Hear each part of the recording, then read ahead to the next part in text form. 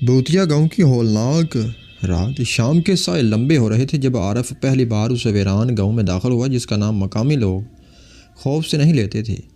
اسے ایک سرکاری سروے کے لیے بھیجا گیا تھا، لیکن اس نے جیسے ہی گاؤں کی حدود پار کی، عجیب سی خاموشی نے اس کا استقبال کیا۔ ایک ایسا سناٹا جسے یہاں کبھی زندگی رہی ہی نہ ہو۔ ہواؤں میں بوسیدہ لکڑی اور نمی کی بو گڈ مڈ ہو رہی تھی۔ ٹوٹی ہوئی جھونپڑیاں، بند دروازے اور لمبے درختوں کے سائے کسی پرتھلے راز کا اشارہ دے رہے تھے۔ عارف نے نقشہ دوبارہ دیکھا اور سوچا کہ شاید لوگ واقعی ڈر کے مارے فلاں قصبے میں منتقل ہو گئے ہوں، جیسا کہ رپورٹ میں لکھا تھا۔ مگر پھر اچانک اسے دور سے ایک بچی کے ہنسنے کی مدھم آواز سنائی دی، ایک ایسی ہنسی جس میں معصومیت کم اور کچھ اور زیادہ تھا۔ وہ ٹھٹک گیا، یہاں کوئی رہتا نہیں تو پھر ہنسی کہاں سے آئی؟ اس نے آواز کی سمت دیکھا، مگر وہاں ہوا کے سوا کچھ نہ تھا۔ دل میں ہلکی سی گھبراہٹ ابھرنے لگی، مگر وہ آگے بڑھتا گیا جیسے کوئی نامعلوم طاقت اسے گاؤں کے اندر مزید کھینچ رہی ہو۔ عارف مرکزی چوک میں پہنچا، جہاں ایک بڑا بدقدر کا درخت کھڑا تھا۔ جڑوں نے زمین کو اس طرح جکڑا ہوا تھا جیسے کسی بھاری جسم کو قید کر رکھا ہو۔ اس درخت کے نیچے ایک ٹوٹی ہوئی بینچ رکھی تھی جس پر دھول کی موٹی تہ جمی ہوئی تھی، مگر حیرت انگیز طور پر بیچ میں ایک جگہ صاف تھی، جیسے ابھی کوئی وہاں بیٹھا ہو۔ عارف نے سہم کر چاروں طرف دیکھا، اس کے قدموں کی آہٹ بھی زیادہ گونج رہی تھی، اس حد تک کہ اسے شک ہونے لگا شاید وہ تنہا نہیں ہے۔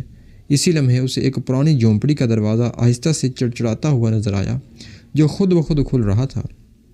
عارف نے ٹارچ نکالی اور روشنی اندر پھینکی۔ اندر بوسیدہ لکڑیاں، ٹوٹی الماریاں اور چھت سے لٹکتا جھولتا پنکھا دکھائی دیا۔ اس نے قدم اندر رکھا ہی تھا کہ اسے پیچھے سے کسی کے پھسلنے کر گزرنے کی آواز آئی۔ وہ گھبرا کر باہر نکلا، مگر وہاں کوئی نہ تھا، لیکن مٹی پر تازہ قدموں کے چھاپ صاف دکھائی دے رہے تھے۔ ننھے قدم، بچے کے قدم، وہ قدم درخت کی سمت جا رہے تھے۔ عارف کا گلا خشک ہو گیا، وہ جان گیا کہ یہاں کچھ غلط ہے۔ عارف نے فیصلہ کیا کہ وہ گاؤں کے آخر میں موجود واحد بڑے گھر کی طرف جائے جو نقشے میں بھی نشان زد تھا۔ کہتے تھے یہاں کبھی ایک امیر خاندان رہتا تھا، مگر ایک رات پوری حویلی کے لوگ پرسرار طور پر غائب ہو گئے تھے۔ جیسے ہی وہ حویلی کے سامنے پہنچا، ایک بوسیدہ دروازہ ہوا کے ساتھ ٹکراتا رہا، جس سے خوفناک آواز پیدا ہو رہی تھی۔ دیواروں پر کائی جمی ہوئی تھی اور اوپر کی کھڑکیوں سے تاریک لٹک رہی تھی۔ عارف نے دروازہ دھکا دیا اور وہ تراس سے کھل گیا۔ اندر بہت ٹھنڈ تھی، اتنی کہ سانس سے دھواں نکلنے لگا۔ اچانک اس نے دیکھا کہ دیوار پر فنگس سے بنے دھبوں کی شکل کسی چہرے جیسی لگتی ہے۔ ایک بچے کا چہرہ اس کے حلق سے ننھی چینک سی نکلی، مگر اس نے خود کو سنبھالا۔ ایک کمرے میں داخل ہوتے ہی اس نے ایک پرانی ڈائری دیکھی، کور پر نام لکھا تھا فریحہ۔ وہ اسے کھولنے ہی لگا تھا کہ اوپر والی منزل سے کسی کے دوڑنے کی آواز آئی، تیز، بے ترتیب، جیسے کوئی بچے بھاگ رہے ہوں، لیکن پورا گاؤں تو خالی تھا۔ پھر یہ آوازیں کس کی تھیں؟ عارف نے ہمت کی اور سیڑھیاں چڑھنے لگا، ہر قدم اس کے نیچے چڑچڑاتا جیسے گھر خود اسے خبردار کر رہا ہو۔ اوپر پہنچ کر اس نے دیکھا کہ کوریڈور میں کئی دروازے تھے، مگر ایک دروازہ آدھا کھلا تھا اور اندر سے سرگوشیاں جیسی آوازیں آ رہی تھیں۔ وہ آگے بڑھا تو سرگوشیاں اچانک بند ہو گئی، جیسے اندر موجود کسی کو اس کی موجودگی کا احساس ہو گیا ہو۔ عارف نے دروازہ دھکا دیا۔ یہ ایک بچوں کا کمرہ تھا۔ دیواروں پر بچوں کی بنائی ہوئی تصویریں تھیں، لیکن کوئی بھی تصویر نارمل نہیں تھی۔ ہر تصویر میں ایک چھوٹا سا سیاہ سایہ بچوں کے پیچھے کھڑا دکھائی دیا گیا تھا، اور ہر تصویر کے نیچے لکھا تھا وہ ہمیں اپنے ساتھ لے جائے۔ عارف کے ہاتھ سے ٹارچ کانپنے لگی۔ پھر اچانک کمرے کے کونے میں رکھا جھولا خود بخود ہلنے لگا، پہلے آہستہ اور پھر تیزی سے، جیسے کوئی بچہ اس پر زبردستی جھولا جھول رہا ہو۔ عارف نے 2 قدم پیچھے لیے، مگر جھولے سے ایک ایسی ہنسی آئی جو اس نے پہلے بھی سنی تھی، وہی بچے کی ہنسی۔ اس بار ہنسی قریب تھی، بہت زیادہ قریب۔ عارف دیوانہ وار کمرے سے بھاگا اور کوریڈور میں آیا، مگر وہاں تاریک اور زیادہ گہری ہو چکی تھی۔ اس نے نیچے جانے کی کوشش کی، مگر اچانک سیڑھیوں کے سامنے ایک سیاہ سایہ کھڑا ہو گیا۔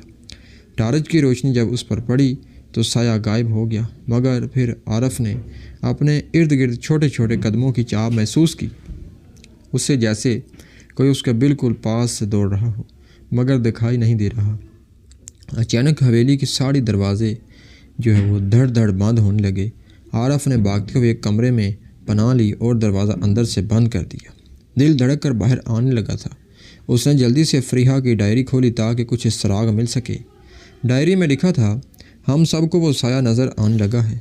یہ پہلے بچوں کے پیچھے پھرتا تھا، پھر بڑوں کے۔ کہتے ہیں یہ درخت کے نیچے دفن ایک بچے کی بدروح ہے جسے انصاف نہیں ملا۔ وہ ہر رات کسی نہ کسی کو اپنے ساتھ لے جا رہے ہیں۔ عارف کے ہاتھ کانپنے لگے۔ اسی لمحے دروازے پر کسی نے آہستہ سے 3 بار دستک دی۔ کہیں سے پاس سے ایک بچے کی سرگوشی آئی، کیا تم میرے ساتھ کھیلنا چاہو گے؟ عارف کے قدموں تلے زمین نکل گئی۔ دروازے کی دستک اب زور سے ہونے لگی اور ہولناک ہنسی پورے کمرے میں گونجنے لگی۔